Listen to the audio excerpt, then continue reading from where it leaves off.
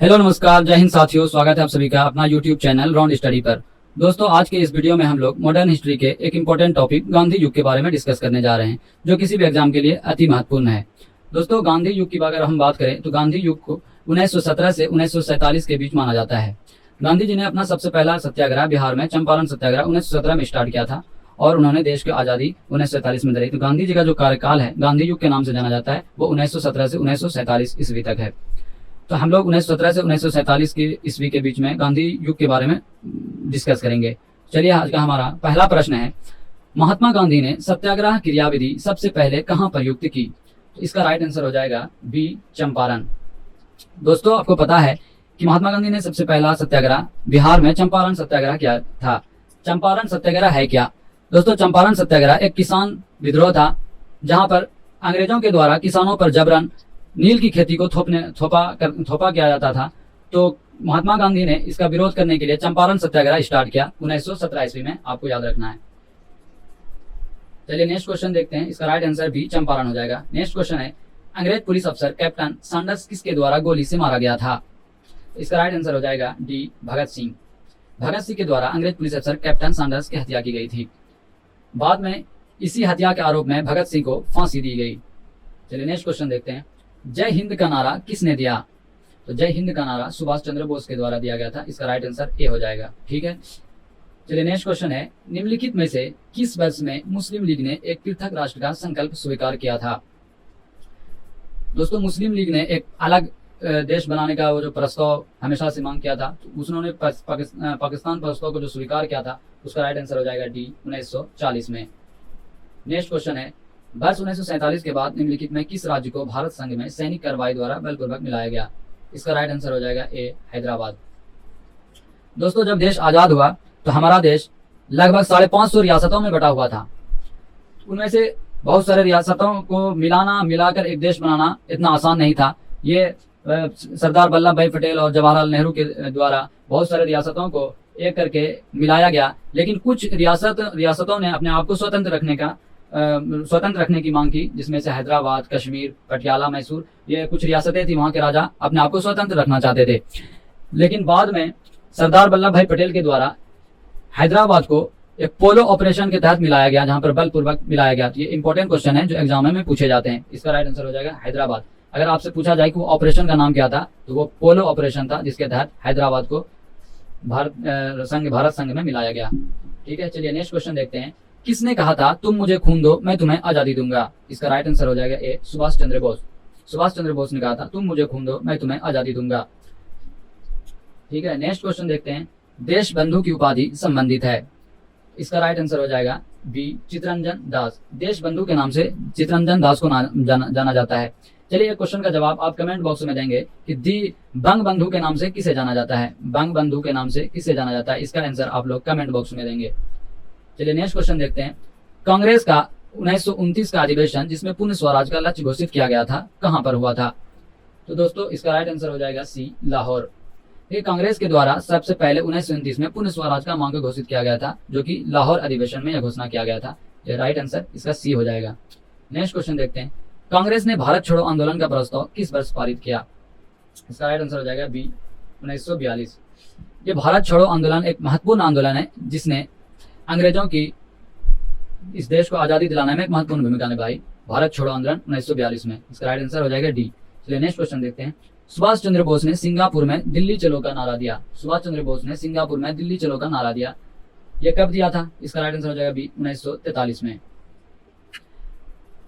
चलिए next question देखते हैं, असहयोग आंदोलन को क्यों निलंबित किया गया?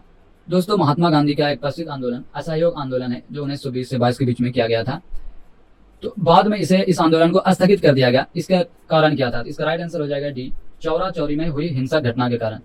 दोस्तों, चौरा चौरी कांड क्या है? एक फेमस घटना है, जिसमें कि विद्रोहियों के द्वारा, जो लोग विद्रोह कर रहे थे, विद्रोहियों के द्वारा पुलिस स्टेशन को आग लगा दिया गया था और पुलिस की हत्या कर दी गई थी, जिसके बाद हिंसक घटना को देखते हुए महात्मा गांधी ने असहयोग आंदोलन को वापस ले लिया।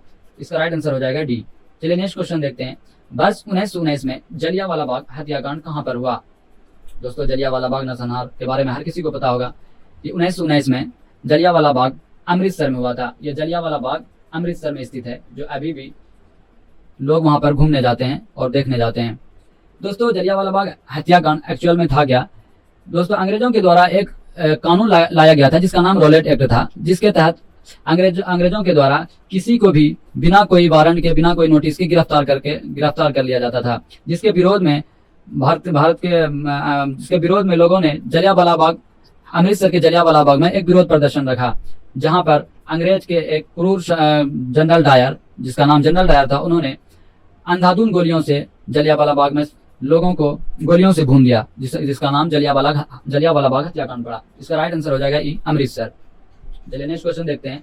नमक सत्याग्रह किस ईस्वी में प्रारंभ हुआ था? ये नमक सत्याग्रह, जिसे सविनय अवयव आंदोलन के नाम से भी जाना जाता है, ये 1930 ईस्वी में प्रारंभ हुआ था। यह नमक सत्याग्रह जो है अंग्रेजों के द्वारा भारतीय लोगों के द्वारा नमक बनाने पर प्रतिबंध लगा दिया गया था, जिसे बाद में महात्मा गांधी के द्वारा नमक सत्याग्रह किया गया और दांडी पहुंचकर 385 किलोमीटर की यात्रा करके दांडी पहुंचकर महात्मा गांधी ने नमक बनाया और अंग्रेजों के इस कानून का विरोध किया। इसका राइट आंसर हो जाएगा ए, 1930 में। चलिए नेक्स्ट क्वेश्चन देखते हैं। निम्नलिखित में किस कृत्य के कारण भगत सिंह, राजगुरु और सुखदेव को 23 मार्च 1931 में फांसी दी गई थी? इसका राइट आंसर हो जाएगा ए, बस 1928 में लाहौर में सैंडर्स की हत्या के कारण। ठीक है, चलिए नेक्स्ट क्वेश्चन देखते हैं।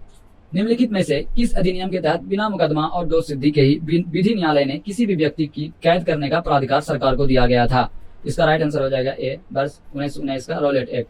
तो रॉलेट एक्ट के तहत अंग्रेजों के द्वारा बिना कोई मुकदमा के और दोष सिद्धि के अगर कोई सरकार अंग्रेजों के खिलाफ उनका विरोध करता था तो अंग्रेज उसे रॉलेट एक्ट के तहत उसे गिरफ्तार कर लिया जाता था और उन्हें जेल में बंद कर दिया जाता था। इसी कानून के विरोध में भारतीय लोगों ने जलियांवाला बाग में एक सभा रखा था, जिसे जलियांवाला बाग जनरल डायर के द्वारा गोलियों से अंधाधुंध हत्या किया गया, जिसे जलियांवाला बाग हत्याकांड के नाम से जाना जाता है, और वह रॉलेट एक्ट कानून था। इसका राइट आंसर हो जाएगा ए, बस 1919 का रॉलेट एक्ट अधिनियम।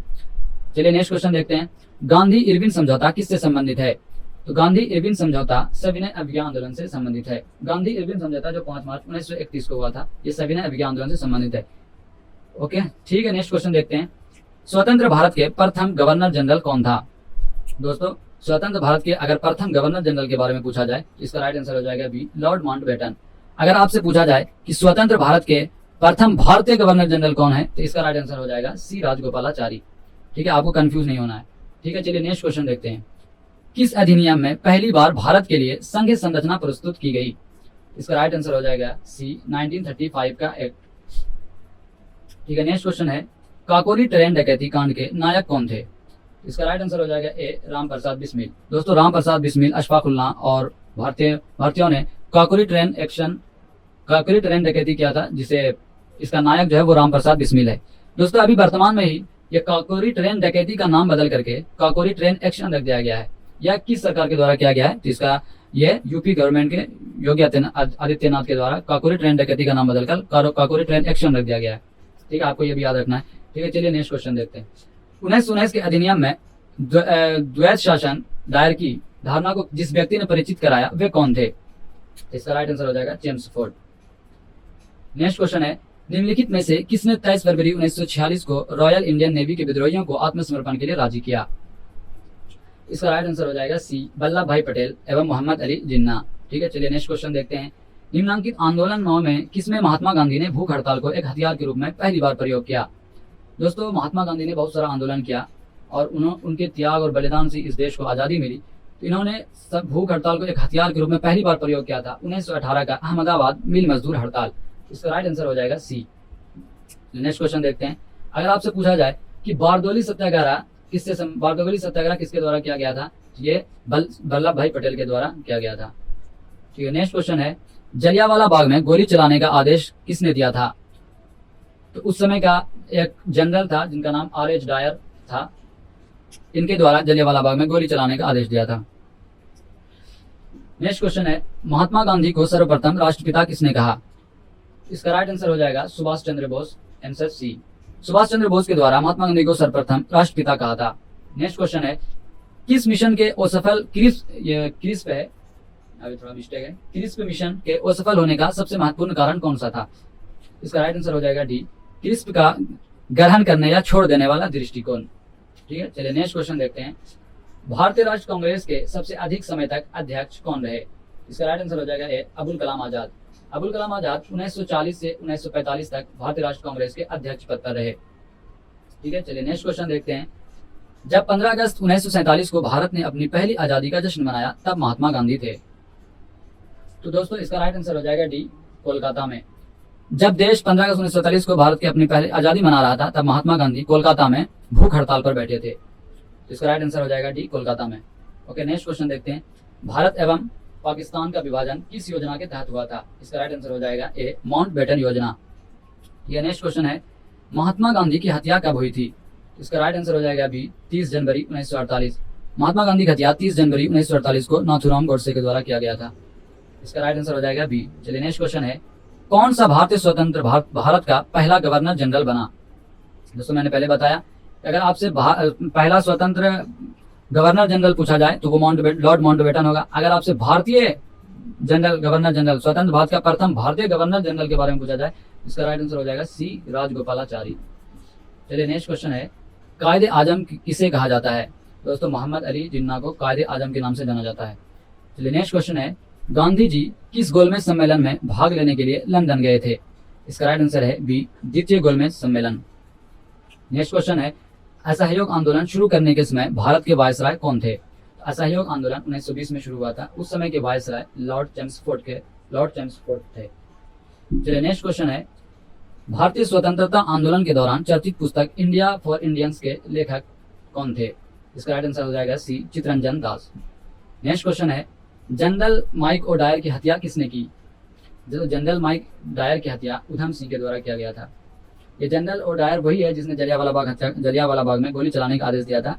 उसी का बदला लेने के लिए उधम सिंह ने उसकी हत्या किया था। चलिए नेक्स्ट क्वेश्चन देखते हैं।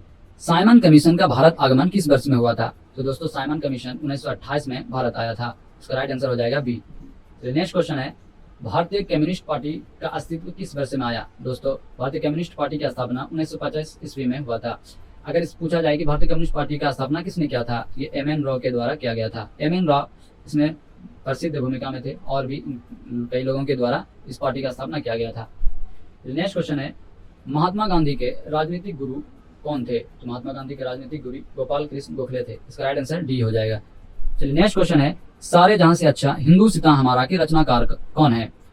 तो ये सारे जहां से अच्छा हिंदुस्तान हमारा ये इकबाल की एक प्रसिद्ध रचना है जो मोहम्मद इकबाल के द्वारा लिखा गया था। इसका राइट आंसर बी हो जाएगा। नेक्स्ट क्वेश्चन देखते हैं। दीन बंधु के नाम से कौन विख्यात था? इसका राइट आंसर हो जाएगा D C.F. Andrews. C.F. Andrews को दीन बंधु के नाम से जाना जाता है। अगर आपसे देश बंधु के बारे में पूछा जाए तो उसका आंसर क्या हो जाएगा? चित्तरंजन दास। देश बंधु दीन बंधु, आपको कंफ्यूज नहीं होना। ठीक है, नेक्स्ट क्वेश्चन देखते हैं।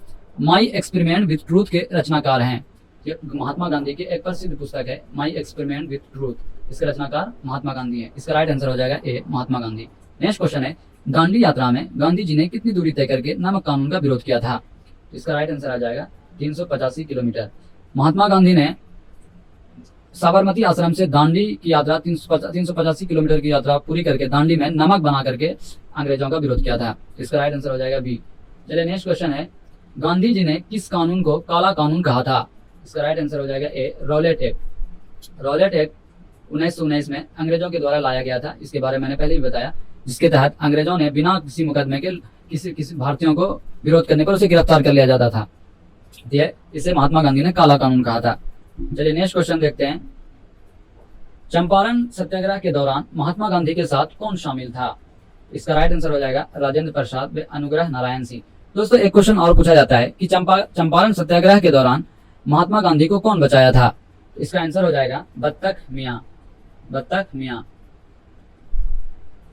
ये बीपीएससी में पूछा गया, इस बार लास्ट ईयर का पूछा गया क्वेश्चन है चंपारण सत्याग्रह के दौरान। ठीक है, चंपारण सत्याग्रह कब हुआ था? 1917 में। ये चंपारण कहाँ पड़ता है? ये बिहार के अंदर पड़ता है। ठीक है, चलिए नेक्स्ट क्वेश्चन देखते हैं। नेक्स्ट क्वेश्चन है हमारा। कौन आजाद हिंद फौज से संबंधित नहीं है? दोस्तों आजाद हिंद फौज की स्थापना सुभाष चंद्र बोस के द्वारा किया गया था। तो इसमें कौन संबंधित नहीं है? इसका राइट आंसर हो जाएगा D R C. Dutt. R C. Dutt या आजाद हिंद फौज से संबंधित नहीं है। गुरदयाल सिंह ढिल्लो, शहनवाज खां, जनरल मोहन सिंह, ये आजाद हिंद फौज से संबंधित थे। नेक्स्ट क्वेश्चन है। स्वराज पार्टी की स्थापना किस वर्ष की गई थी? तो दोस्तों इसका राइट आंसर हो जाएगा डी, 1923 में स्वराज पार्टी की स्थापना किया गया था। नेक्स्ट क्वेश्चन है, कांग्रेस का प्रथम विभाजन 1907 के सूरत अधिवेशन में हुआ था, इसमें दूसरा विभाजन कब हुआ था? कांग्रेस का प्रथम विभाजन 1907 में सूरत में हुआ था, सूरत अधिवेशन में। तो इसका दूसरा विभाजन मुंबई में 1918 ईस्वी में हुआ था। आपको याद रखना है, इसका आंसर हो जाएगा बी। चलिए नेक्स्ट क्वेश्चन है, किसे लोकप्रिय नाम लाल कुर्ती के रूप में जाना जाता है? इसका राइट आंसर हो जाएगा खुदाई खिदमतगार। खुदाई खिदमतगारों को लाल कुर्ती के नाम से जाना जाता है। दोस्तों अगर आपसे पूछा जाए खान अब्दुल गफ्फार खान किससे संबंधित है? खान अब्दुल गफ्फार खान यह खुदाई खिदमतगारों से संबंधित है, खान अब्दुल गफ्फार खान। चलिए नेक्स्ट क्वेश्चन देखते हैं, और ये हमारा नेक्स्ट क्वेश्चन है, भारतीय राष्ट्र कांग्रेस 1947 में देश के विभाजन पर सहमत हो गई, इसका मुख्य कारण क्या था? तो आंसर देखते हैं, द्विराष्ट्र सिद्धांत तब उनके लिए स्वीकार्य था, यह ब्रिटिश सरकार द्वारा थोपा गया था तथा इस मामले में कांग्रेस विवश थी। कांग्रेस बड़े पैमाने पर सांप्रदायिक दंगों को टालना चाहती थी, ऐसा नहीं करने पर भारत स्वतंत्रता प्राप्त करने के लिए अवसर से वंचित रह जाता। तो दोस्तों इसका राइट आंसर हो जाएगा सी, कांग्रेस बड़े पैमाने पर सांप्रदायिक दंगों को टालना चाहती थी। दोस्तों जब हमारा देश आजाद हुआ और जब देश का बंटवारा हुआ तो बहुत चारों तरफ देश में दंगे भड़क गए, लोग आपस में सांप्रदायिकता के नाम पर भिड़ने लगे। पाकिस्तान से कुछ लोग इंडिया आने लगे और इंडिया से ये जो एक जगह से दूसरे जगह जाने का जो हस्तांतरण हुआ, इस बीच हजारों लोगों की जाने गई। तो जब देश का बंटवारा हो रहा था, तब ये आंदोलन छिड़ गया कि ये देश बंटना चाहिए। तो इसी कारण कांग्रेस जो है इस सांप्रदायिक दंगों को टालने के लिए इस बात पर सहमत हो गई ताकि देश में सांप्रदायिक दंगे न फैले। इसी बात पर सहमत हो गई कि इस देश का विभाजन हो जाना चाहिए अगर सांप्रदायिक दंगा ताकि नहीं फैले। इसका राइट आंसर हो जाएगा सी। चलिए नेक्स्ट क्वेश्चन देखते हैं, और ये हमारा नेक्स्ट क्वेश्चन है, और ये हमारा आज का लास्ट क्वेश्चन है। वर्ष 1919 में पंजाब में हुए क्रूर अत्याचारों के विरोध स्वरूप ब्रिटिश सरकार से प्राप्त सर की उपाधि किसने लौटा दी? तो चलिए इसका राइट आंसर हो जाएगा रविंद्रनाथ टैगोर। तो ये हमारा आज का, उम्मीद करते हैं आपको ये वीडियो अच्छा लगा होगा। अगर आपको ये वीडियो पसंद आया हो तो वीडियो को लाइक शेयर एंड सब्सक्राइब कर दें, चैनल को सब्सक्राइब कर दें। तो मिलते हैं एक नए वीडियो में एक नए इंपॉर्टेंट टॉपिक के साथ, तब तक के लिए